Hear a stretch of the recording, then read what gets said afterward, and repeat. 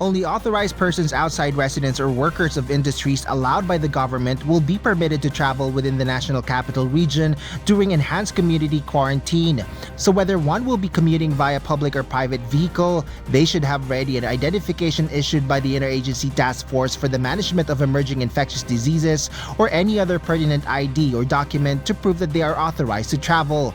This as the IATF allows mobility during the implementation of ECQ in the metropolis with the same capacity and supply of public transportation as what is currently operating.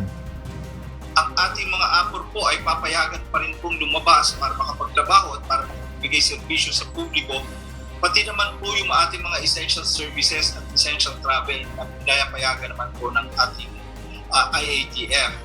Sa napag-usapan po namin at napag-agrihan po namin lahat, ang public transport po will continue to operate during the ECQ from August 6 to 9 to 20 at the same capacity and at the same supply po ng mga public transport. So tuloy-tuloy lang po ang ating public transport for this coming ECQ.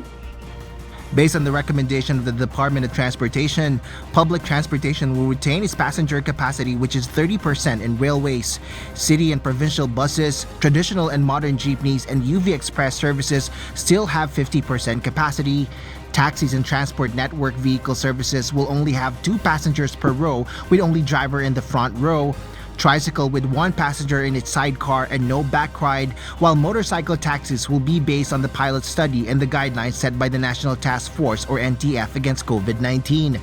Authorities will strictly implement the 1 seat apart rule in all mass public transport vehicles as well as private conveyances like shuttle services. Marshals would also be strictly enforcing the 7 commandments of public transport safety at the transport stations and terminals and inside public transport vehicles.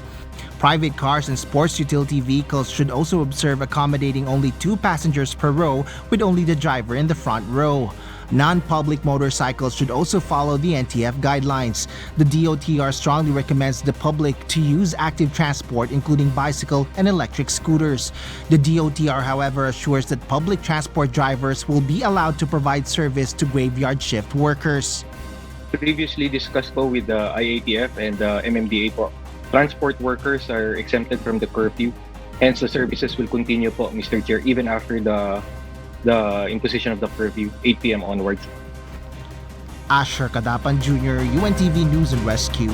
We serve the people, we give glory to God.